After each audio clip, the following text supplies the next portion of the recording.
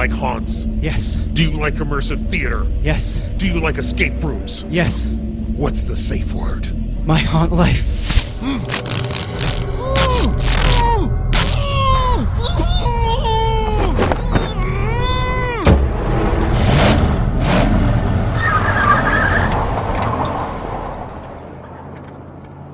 Hello and welcome to the My Haunt Life podcast. I'm Mike. And I'm Russell. Russell, in the last podcast, you talked about your Chicago adventures and traveling to Miasma. You actually had a little bit of a chance to sit down with Justin, the creator of Miasma, and talk a bit. Yes, actually, it was a very, very, very quick grab of an interview, I think would be the way to put it. We didn't have a lot of time, actually. I was about to head to the airport, and we had worked up until 5 a.m. the previous morning, and then grabbed a couple hours sleep, and then I had to head to the airport. But Justin was willing to sit down and talk briefly. So I just took the opportunity to set up the microphone really quickly, and we did talk about Miasma a bit, the creation of the show, the history of the show, and at some point we have to sit this man down and talk to him more. Definitely. We were both completely exhausted when this interview was done. And it touches on some stuff that I would love to have time to do some follow-up questions with. Time, unfortunately, was working against us when I got this, but I did want to have a conversation with him. For those of you who missed our conversation, I actually was behind the scenes and helped out behind the scenes a bit on Miasma, which was called Miasma Into Great Silence this year. And Justin invited me to kind of join his team, and I was really, really glad that I did. So you've heard the interview, Mike. What I'm going to do is at the beginning of this, there's going to be a little piece of audio from inside one of the shows. And the reason I wanted to play a little bit of that was to demonstrate the intensity level of the show and the performances. And it'll give you a hint as to the level of intensity of what was going on inside Miasma. And so here is an interview with a loopy Russell and tired Justin about Miasma.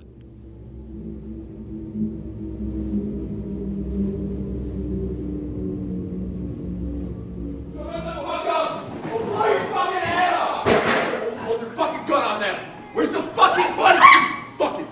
the fucking money? Tell me, where's the fucking restaurant? Blow her fucking head off. All right, lead the fucking way. Hey everyone, this is Russell. I am actually on location for My Haunt Life in Chicago, where I was lucky enough to attend. What year is this for Miasma? This would be year 4. Year 4 of Miasma. I am here with the creator. Please introduce yourself. My name is Justin Brink, the creator of Miasma. I was lucky enough to do Miasma in 2016, and that was the first time you and I met in person. Afterwards... Correct. And it was a show which I interviewed you at the time for the podcast, and we talked about the creation of the show and some of your inspirations and influences. It's interesting for me to come back now, and to be totally honest, I think we need to do a full disclosure of exactly how I wound up here. I actually did not go through your show this year. You did not? I was sort of hiding in the darkness behind the scenes. I appreciate you inviting me along to join your team, and it was an absolute blast. And I can honestly say I think you're coming off an extremely successful weekend, and I think you're getting the feedback to support that. Thank you. Thank you very much. Yeah, the feedback was really excellent this weekend. And let's talk about the show. Like, how do you feel? Like, did the show that got up and running, was that your vision? Yeah, in fact, when we talked to my wonderful, wonderful cast of people I love dearly, I even said this show is 95% exactly what I envisioned. That's difficult to achieve. There's nothing about me saying that doesn't know that. It's I was amazed at how true to the vision it really stuck, and extremely happy about it. Oh, congratulations. Well, thank you. Congratulations to you. Congratulations to the entire team. And you do have a really strong cast and crew. I get to say that from the experience of having been a small part of it. It was like I was really impressed that this is a family. It's like it's very clear to me that you guys have known each other a long time, and that Miasma is coming from a place of fondness for each other and fondness for creating something very unique and very special. I think that is clear, and I think that's probably one of the reasons you're getting the feedback you are. Yeah, I mean, I think that's part of why we work so strongly together. We've done it for, being this is year 4, we understand how each person thinks, they understand how I think. I have the utmost trust in everybody to, if they need to make a quick change, I know they know exactly how I would change it, and go with it. And I trust them, and they just go for it, and it kind of blows my mind every time. Yeah, and having worked on haunts myself, I know that kind of, to use the corporate lingo, synergy, comes from experience and working together. And you guys have been creating shows together now for a few years. I want to go back a little bit and talk about 2016 and where you've come since then. Because in 2016, the things that I really liked about the show, one thing that you actually continued a little bit this year, the show started with a pre-show phone call, and that you had to call in. And how did you expand on that for this year? In 2016, we just did little ARX elements just to get people into the story, and we expanded this year with emails and phone calls just to start building the story and get a connection to the characters and what they're about to experience. Have that story begin before they're even in the door. And that was just how we built it. We didn't go too extreme in how you might have to go to a place in a park at 2 a.m. to get a note and post it on the internet. We kept it very simple, but we kept the story moving, getting our guests in the place we want them to be before they come to the door. And how long did that last? It was over a period of 2 weeks. Okay. We did something different this year by recruiting Evan Needon of Candle House Collective, who their website, just to mention it, is candlehousecollective.com. And we went ahead and let Evan, we gave him some higher level story elements and let him work in this character that our guests were contacting from a company called MPS. MPS, I won't quite go into it because it is part of the show, and maybe someday they'll be back.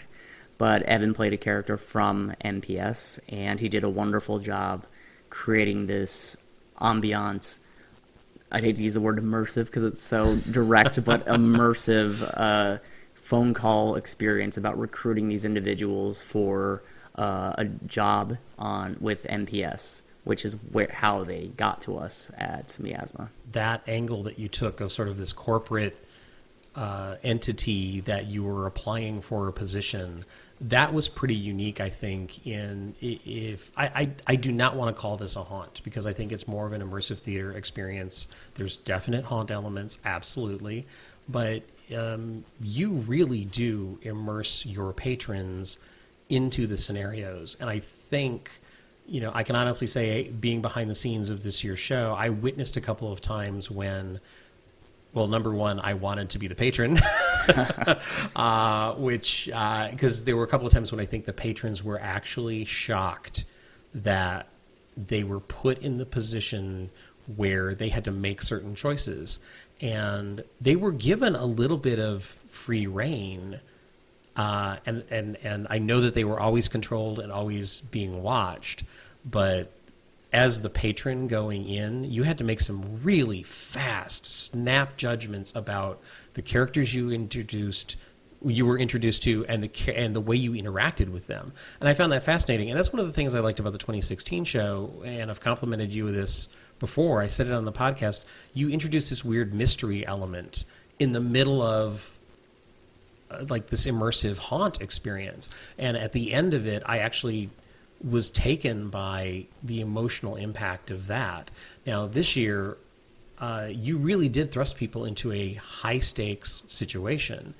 Can you talk a little bit about how this show developed? Because it's much more aggressive than the show that I went through a couple years ago. And by aggressive, I mean I think what you asked the patron to do.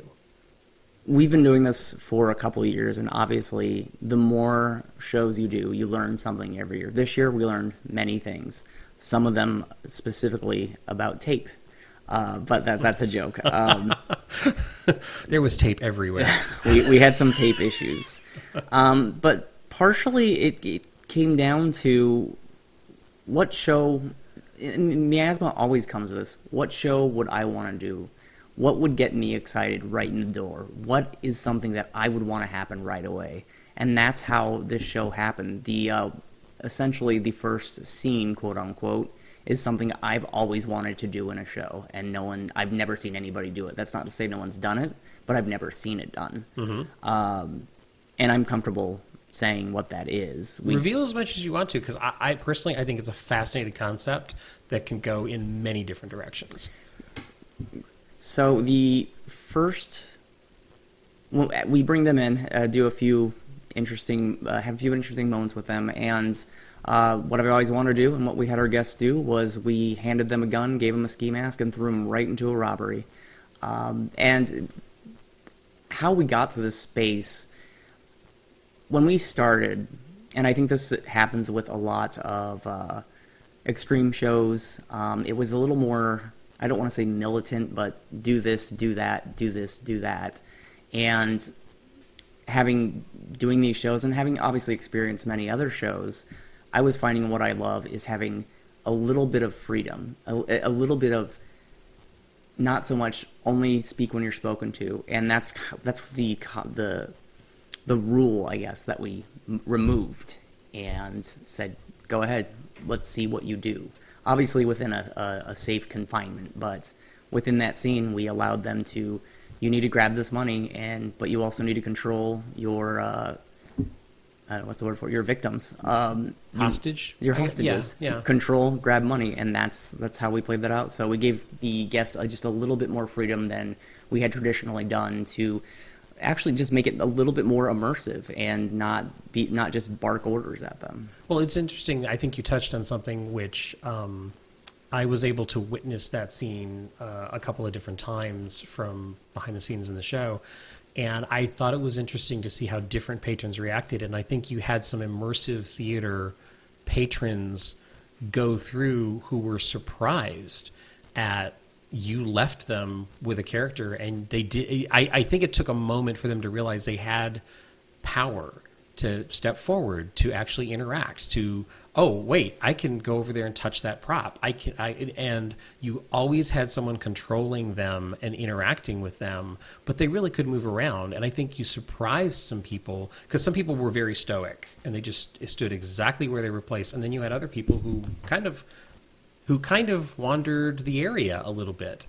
And I know that eventually you have to get them physically to one point, as in any show. Well, what you touched on of do this, say this, do that, go here, I think that's what people were expecting. So I think that's one reason that first scene, the robbery scene, worked so well. And I compliment you on it's a very visceral moment. Thank you. But yeah, I'm going to agree with you. I had the opportunity to see that scene quite a few times, obviously. And I agree with you. It was truly fascinating to see every individual get right into it and watch what they do. Like, how do they control these suspects? I'm sorry, I keep saying suspects. How do they control these hostages? And what are they doing when the scene starts changing a little bit than how it began? And when they're left alone, then you really saw what that individual planned to do. And after the freedom kind of was a little bit torn away from them in that scene, you could see them slowly pull back and understand, okay, this is happening now. So thank you, but it was fascinating, and it did look like people really enjoyed it, especially the immersive people. That I agree. I don't think they expected that. I think they very much expected come in here, get yelled at quite a bit. Yeah, I don't want to. I'm sorry, I don't want to say that expectation, but yeah, I'm going to agree. Even with you. look, as immersive theater people, as patrons, we've had that happen to us. I know you've had it happen to you, Oh, and yeah. I've had it happen to me. So I really think that that's a fun sequence. And also, I love the fact that I think the very first thing in this show is you hand somebody a weapon and you walk away from them basically for a moment. And so you've given a patron something which could theoretically do damage. And of course, they're always under control. Of course, it's perfectly safe. But that's a shocking moment. And I think it led to some really interesting audience reactions. And I think it opened up that first scene. And you're right, when it does change, it was interesting to see some of the differences in how they behaved. Now, story-wise, that transition where they start to lose some of the power and freedom, this story has a couple of surreal elements, and you described it to me that way. It's got some varied twists. The narrative is not perfectly linear, and I think that's an interesting vibe to play with in immersive theater. I've experienced plays that don't necessarily make sense. You have to pull from it what you pull from, and in this situation, how do you feel? Because you were also at the end of the show when the patron walked out. Did it get the reaction that you were looking for? It did. When they came to me at the end, I believe, yes, it had exactly what I was hoping to achieve. Obviously, the show, it appeared as if it worked for everybody. Not everybody made it through, so it didn't work for everybody. But largely the people that had made it all the way through, I believe we achieved exactly what we were going for. Something which I noticed about this show is that you have several moments that are built around the idea of someone being vulnerable and the patron is trying to help someone. Actually, that's an overall theme for the whole show for me. And you have a couple of times when there are some very odd choices that need to be made. This is also a show that has some sexual elements to it, which is something I think has run through your work before. Correct. When you're planning the show, how do you take into account any potential for patron reactions? Because I'm specifically thinking of a scene that there's a bit of a humiliation element, not for the patron. I want to emphasize that, not for the patron. But they have to witness something which is very disturbing among your cast. How did you plot that out with a patron in mind? That is actually somewhat of a loaded question, so I'm going to kind of try to dissect it and hope I don't forget parts. Let's start with the sexual element. How do you build that, and how do you get that in there? I think in an extreme show, in horror, it's very easy to get to misogyny, and when sexual elements are built in, I have two wonderful producers, Liz and Deanna, and we talk these scenes out. I write a scene, they say, here's what I think from a female perspective. And then we work the scene to make it work. Obviously not for everybody, but to make it work so it's not, I don't want to say not offending, but it doesn't cross that line that I don't want to cross. I think we should clarify, since that's a very interesting point, and I think we should clarify that the object in this scene was actually male. It was not the traditional female role. It's like, because I've been in shows where the female was the cast member who was being the subject of derision or something like that. And in this situation, we're talking about a scene where the male was the target. Correct, yeah. And then the way we work that in is that actor, who's a very good friend of mine, I talk it out to him. I say, this is what I'd like you to do. Are you comfortable with this? And I give him some time, and he says, yes, I'm absolutely comfortable with this. He has a line, and I haven't crossed it yet. And I'm sure he's wondering one day when I will. But he says, yes, I can do this. How do we do it with the patron in mind? So there's an interesting moment where they do need to remove the clothing from this individual. How we get there with the patron in mind is we push them as far as we can go with keeping the actor in this case as comfortable as possible, and the patron just on the edge of what they think they're gonna do. Well, you had a couple of patrons who you basically had to say, no, seriously, we want you to do this. That's true. There was a lot of hesitation with the second command that they were given. Yeah. And that was an intimate moment, and it was in a very tense situation, as there is another character that was, for lack of a better term, making sure they got the job done. Mm-hmm. And yeah, there was some squirming there, and I understand, because we had guests that looked and turned around as in, are you serious? Right. I'm going to do this? Yeah, so it was an interesting reaction, and I think we played it off well. I think it played safe. No one did anything we didn't expect there. Which is good. Which is good. In that exact moment, the patron isn't trying to necessarily help. They're being instructed, you have to do this. But the act of complying, of following instructions right there, is theoretically keeping that character safe. There are weapons in the room. People are being threatened with their lives. One of the reasons that scene is so interesting to me, it's very chaotic, but it's also very controlled in the way it's presented. But the emotional stance of, I'm going to hurt somebody if you don't do this awkward thing. And then the patron has to make the choice of, I don't know if I want to do this, but if I don't do this, somebody's going to get hurt. So, and that's what I went back to earlier. Like, at times you have the choice as the patron in the show to help somebody and to do some good, or what you think is good. That's an interesting observation, because yes, I think there were some guests that were doing exactly what they were saying. I'm going to move this along, do what needs to be done here to help this person. But I don't think every guest thought that, because some guests agreed with the individual giving the commands, and they were not there to help them. They were there to do the job that they were required, and they went for it. Yeah. I don't think they were feeling sympathetic in the least bit to these characters. Which I think is a really interesting dynamic. I think that's what I was trying to explore, was your scenes can be interpreted in multiple ways, and that's one of them. And yeah, like some of the patrons were yelling and screaming as part of that scene, agreeing with the guy who was kind of the perpetrator at that moment. They had the ability to make a choice. How did they want to continue the scene? Were they still, along with that character that they started with, sticking with the job that they were given? Or had things slightly changed based off of the scene they experienced moments prior? There is a scene, we talk about the robbery, there is a scene that happens very quickly after the opening robbery, and once they make it to this particular scene we're talking about, there's a different vibe from the guest when they get there. And that's where you can tell, how are they going to immerse themselves?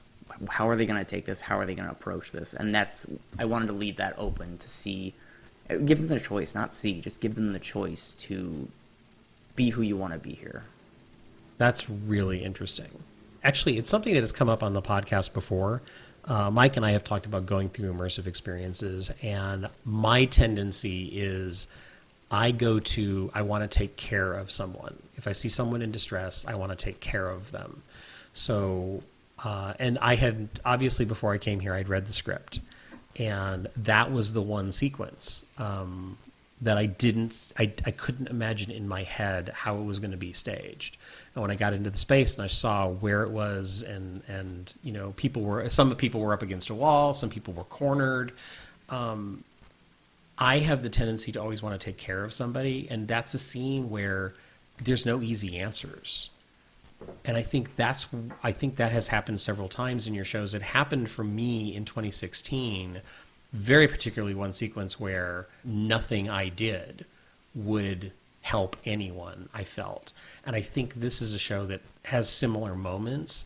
And as an immersive theater patron, that is so challenging and so fun. And when you said earlier, it's like I wanted to create a show that I would have found interesting to go through, what would you have done? How would you have approached that scene? I would have been very evil.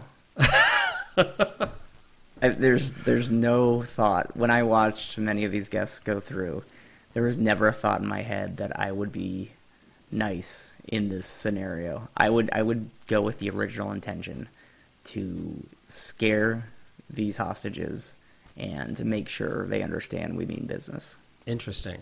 I didn't know that until I started watching. But once I started watching What Would I Do Here, I knew it.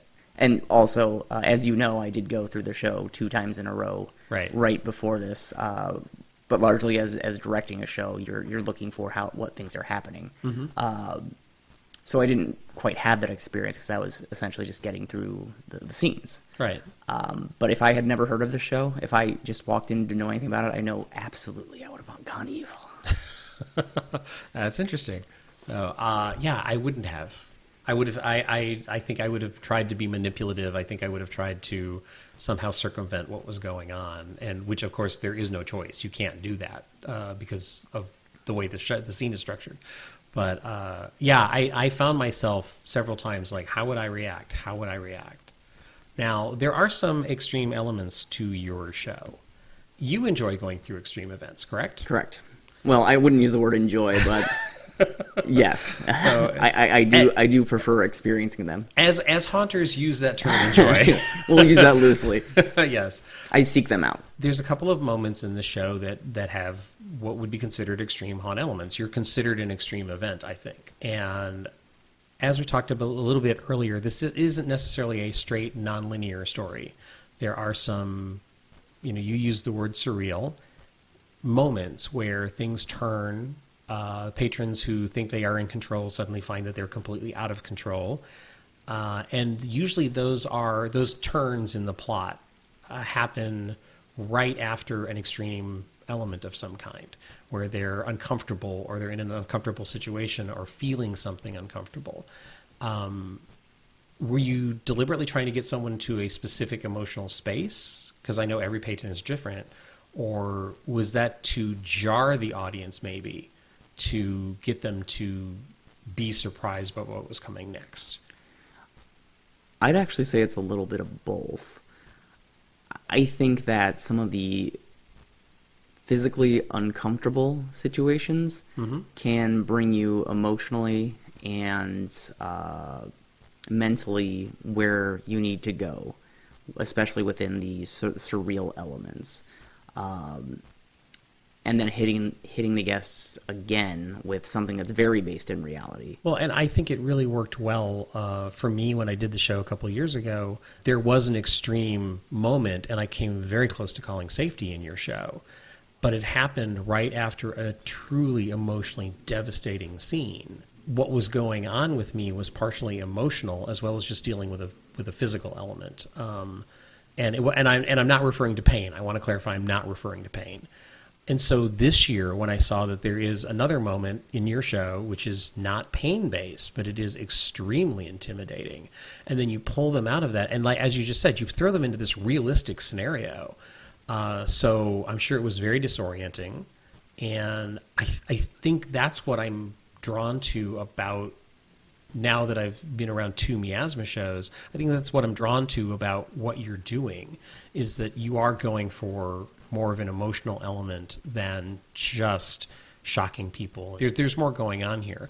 And that's one of the reasons why, when you were gracious enough to say, like, hey, there's a spot, would you like to come and join the team behind the scenes and help out?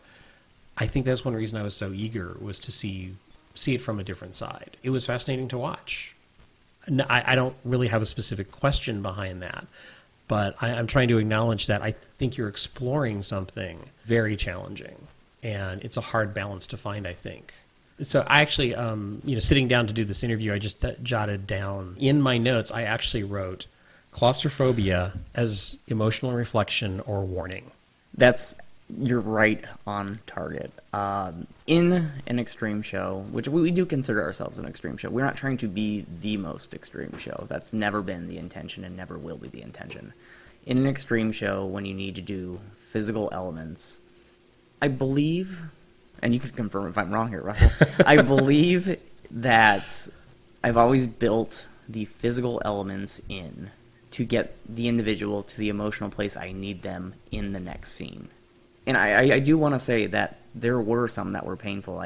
That does need to be mentioned from time to time. Oh, yeah, absolutely. I experienced one or two of them. I had it a few times. I always test the show myself. I think you're correct. The physical elements add to the mental and emotional state to get them where I need in the next scene. Mm-hmm. There are several times when there are moments of quiet and letting people reflect, either immediately right after or right before something physical happens. I understood them as transitions. Watching it from behind the scenes, I truly understood that they were transitions. There was a scene in a very small room with only 2 other people, and I think people coming out of that scene in particular, usually that was the emotional moment of the show, because I saw them immediately after that, and they were quite shaken. In your show, the sequence that we were talking about a couple of minutes ago, there was some male nudity by one of your cast members, and then it was a show where the patron had to witness something where he was the subject of derision, or he was the subject of a lot of emotional, I don't want to say abuse, because it wasn't abuse. Humiliation might be. There was an element of that, certainly, which I appreciate the fact that you didn't direct that at a patron, and that's just a personal thing for me. If you're trying to humiliate me, why am I at your show? I just think that's how I look at that, and I love the fact that rather than trying to do that to the patron, you made the patron either a participant or trying to avoid it or trying to deconstruct it. Like you had them wrestle with this happens in the world. I love the fact that right near that sequence, you also have female nudity in your show. But the female nudity comes from a place of, the way I interpreted it, was power. You interpreted it exactly the way we were hoping to intend it. It's a beautiful image that was created in that room, quite surprising. And, the female nudity came at a time when, this is the power, this is the person in control.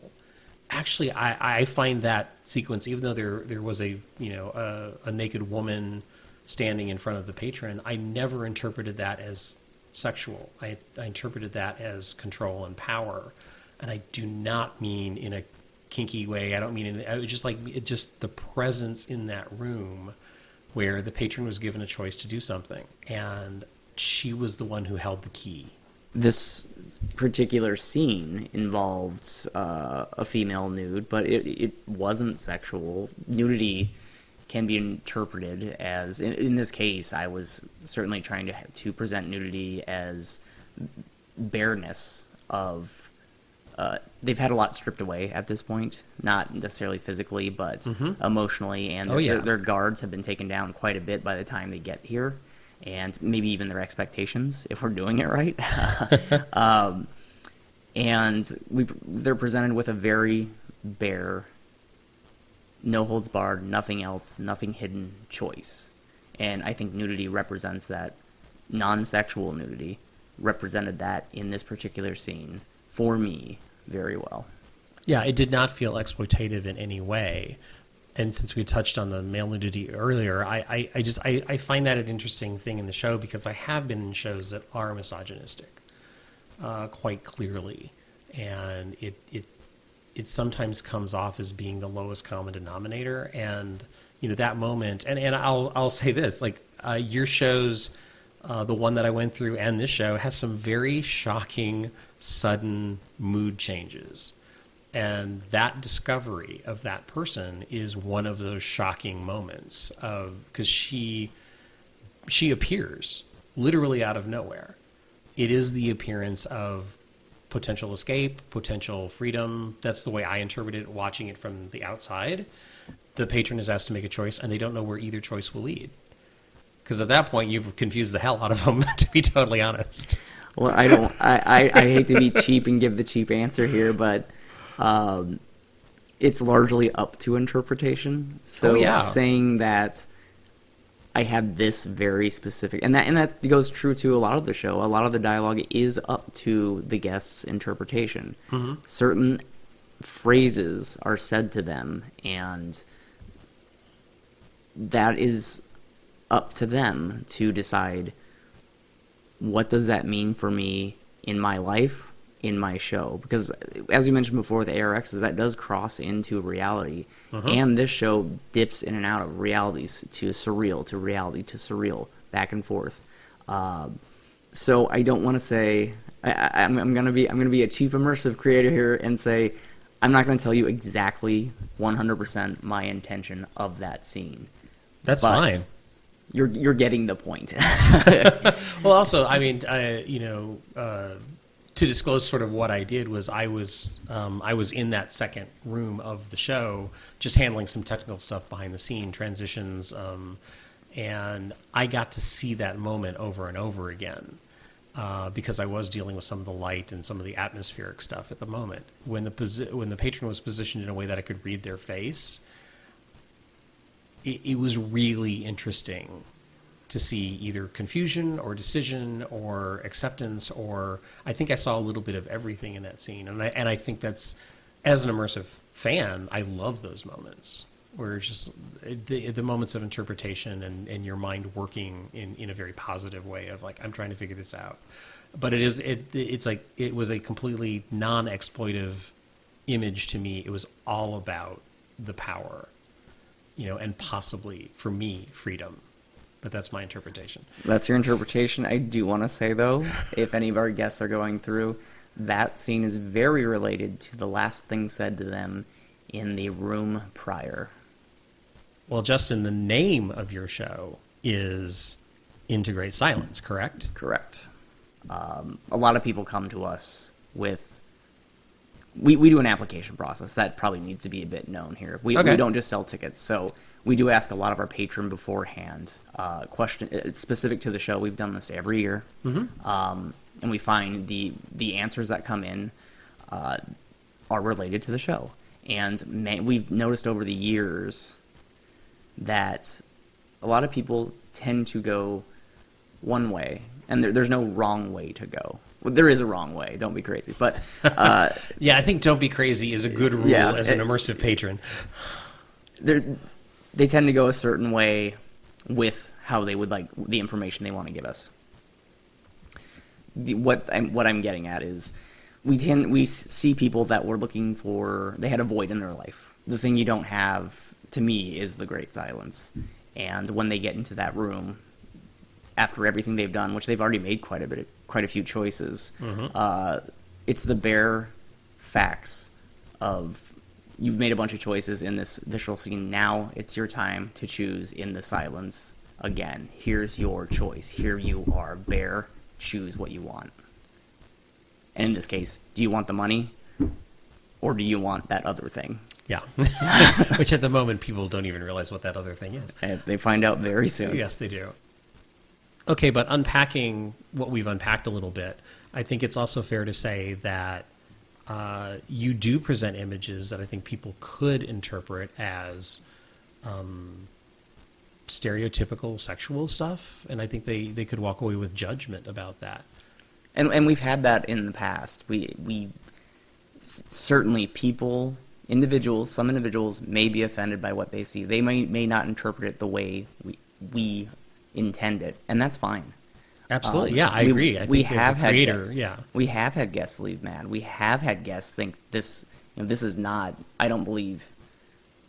That's not for me, and I don't like it, and that's fine. There's much that's up to interpretation, and every individual is different. With that said, we're not here to. We are here. We're going to challenge you in uncomfortable moments. If that's physically, if that's in representation of nudity and sexuality, you may leave offended. You may leave uncomfortable. But this will challenge some people. Oh, yeah. We're not out to prove something needs to be done this way, or someone might leave and say they saw something that we thought was, I guess, neutral, and they thought that was very offensive. Well, that's what they took away. It's happened before. They might leave mad and think that was very offensive to me, whatever that might have been. Right. But we're going to challenge, and it's going to be uncomfortable. Which personally, as a patron of oddball, weird, off-the-wall theater and events, I don't mind being challenged. And I have been offended in shows. It's like, not yours, but I have walked away. Then I need to work harder, Russell. That's a personal challenge to you. There you go. You have to offend Russell. We have to offend Russell. But yeah, I think that says more about the patron if they walk away completely offended, then they've made up their mind in some way, and they're not open to other interpretation. Perhaps I'm not trying to make a blanket statement about all patrons. No, I got you, and I don't want to sound pretentious by saying this, but the nature of art is up to interpretation largely, Right. And I believe that is what's happening in the show. They're taking interpretations, and especially the more visceral, be it physical, nudity, sexuality, what have you. They'll take away what they will. You can't control a guest's feelings. Right. So, but you want them. I mean, to feel. I can. Yeah. But no, I'm kidding. No, but you want them to feel. I think that's the key. That's the point. That's the point. Is that whatever they feel, we want them to feel. And in the past, our last show, which you did not attend, and to continue. I'd like to make a point about your last show, which I did not attend. But continue. you do know a little bit about it. The point of our last show was very emotionally based. It was called "No One Deserves Happiness," and we weren't there to. It had a very, I want to say this correctly. It had a negative. We did go in there to. Let me say this. The show was called No One Deserves Happiness. That might tell you the space we were taking you to. It was challenging for most every guest. It was very, very emotional, very personal to each person. We will take you to negative places from time to time. You might find something from it, or you might not. It's truly up to the guest. Mm-hmm. What I was going to say is the point I was going to make is last year, it's like I didn't attend that show. And what you were talking about, there's an application process. Like I think last year, if I had gone for it and said, yes, I'm going to fly to Chicago. Yes, I'm going to do that. Because it's just, I was like, at this time last year, life was really complex and pretty dark. And I think your show, I wouldn't have interpreted your show very well. It would have been unfair to myself, and it would have been really unfair to you and your show to go in with that baggage. Am I expressing that at all? You're expressing that. Yes, you're expressing that. So it's like, and I'm very aware of that, and I make choices, especially with extreme events. There are some that I choose not to attend because I know the subject matter. I'm like, okay, you know what? I don't need that right now. The show last year was very emotionally traumatic. I think that's the best way to explain it as a whole. Mm-hmm. It took a guest that had to be in the right space mentally, and I think that the same as this year too, is that the guest had to be in the right headspace to do what we did this year. Right. But yeah, I mean, if that was the state you had, that would not have been the right show for you, and that's fine because sometimes the show isn't right for the guests. Right. And that's also why we have the safety word. Mm-hmm. I mean, that's why most shows have safety words. Right. And I will say this: I saw someone use the safe word in your show this year, and absolutely, that person made the right decision at that moment. That person did. They did it at a moment that we didn't expect. We got that individual out. I'm very proud of that person because they knew themselves well enough that they knew what was beginning. Right. This was where it was going to go, and it was probably going to get a lot worse. And he was very correct in that thought. I guess I'm assuming he's thinking that, but he knew himself well enough to say, "Nope, I can't do this." Right. And that's wonderful. Yeah, absolutely. I totally agree with you, and I think patrons should protect themselves. And I think he made the right decision. It was interesting to see his reaction. So yeah, it's a fascinating world. It's a fascinating sandbox, and from what I've seen of Miasma, I really like what you're doing, where you're going, and I want to thank you very much for letting me crawl around in the dark on my hands and knees and flick switches for you, which is what I did. Well, it was wonderful to have you, Russell. I hope you got out of it what you wanted to get out of it, and we loved having you. Thank you very much. And I'll be totally honest. I wanted to learn. I've never worked. I mean, I've certainly worked haunts before. I've never worked a show quite this experimental and this physical, and that was fascinating for me. And I really appreciate the fact that you're so safety conscious, because I am the safety nerd, and I'm known for that. I'm very, very cautious, mainly because I have been hurt in haunts, and I have been physically harmed in a couple of shows. And I have issues with those companies that have done that to people. And you obviously, from the first moment I ever met you, I got the impression that you were in this to be safe and responsible, but as you said, to be challenging. And I think it's a fine balance to walk, and I think you're achieving that personally. That is my personal opinion. And I want to go back to, I interviewed you the first time I met you after the show, because we didn't meet personally before I went through your show. And you're creating this show with friends, and you're creating the show with obviously a very loving group of people. And in that interview, you actually used this quote. You said, "I am creating this with some of the best people I know in my life." And I personally believe that comes shining through. I really do. Sorry. That's great. I still believe in that quote.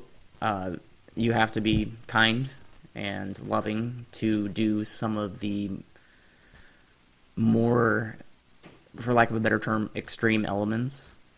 And these people, some of the best people in my life, they're people I trust. They're people I know that care about what's happening to our guests when they're being challenged. And that's why we've continued with that. That quote is from behind the scenes. That quote still lives on and will. And I think where I saw that is immediately after every patron left this year, everyone gathered at the door, and we all looked at each other and like, I hope they're okay, or they rocked it. Like, we were so excited that they were having such a visceral emotional experience. And I think everyone on the team sincerely wanted to know. It's like, did they get something from it? Did they get, like, was this good for them in some way? That's totally correct. When I was outside that door, we should say. Mm-hmm. And before they reached that door, they did have a very intense experience right before they went through that door. For some people, it was a very intense experience. Yeah, I'd be willing to say for most of our guests, it was a very intense experience. And they wanted to know, because they're in a headspace that person's probably not used to, hopefully. And once the show ended, they wanted to know. And I also wanted to be there to make sure they're okay. Yeah. And did you, quote unquote, like it? Yeah. And the thing they didn't see was an entire cast and crew standing behind that door waiting to hear, like, whether it was a good thing for them.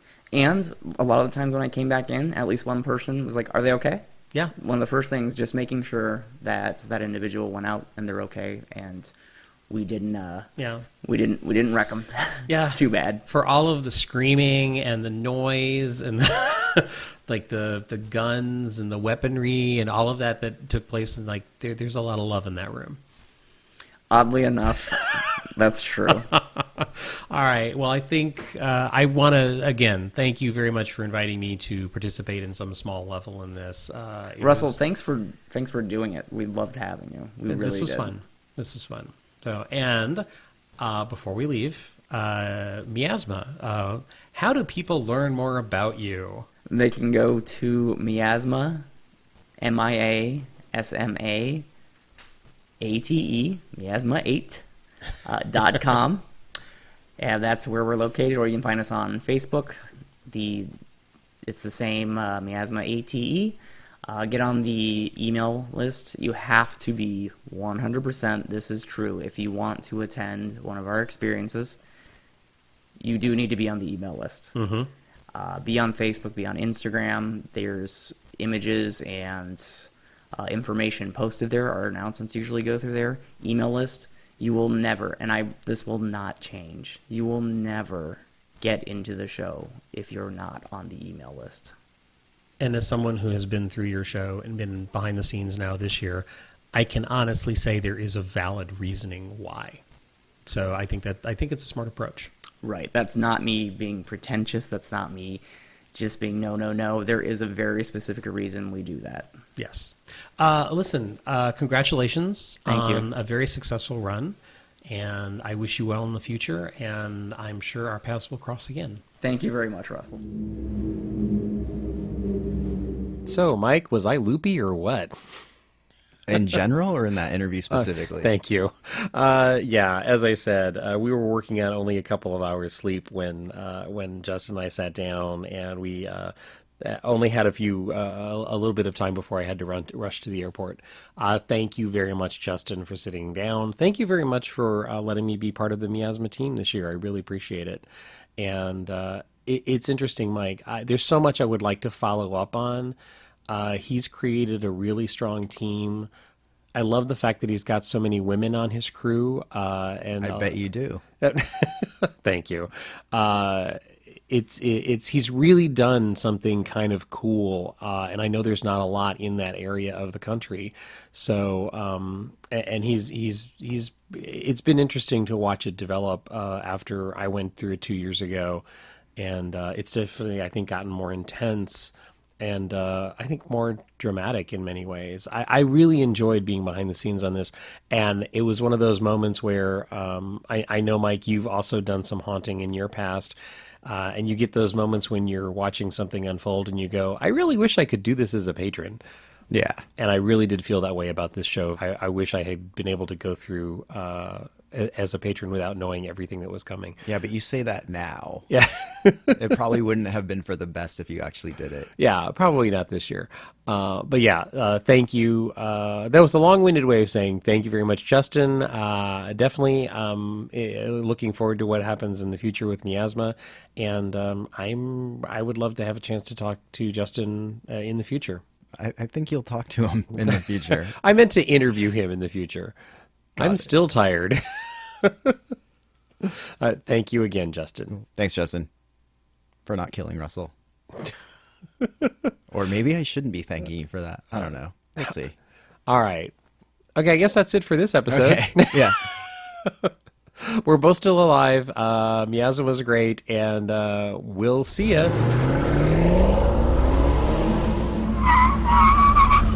Get out. We're done for now. Oh, that just sounds weird. My body bag is sturdier than your body bag.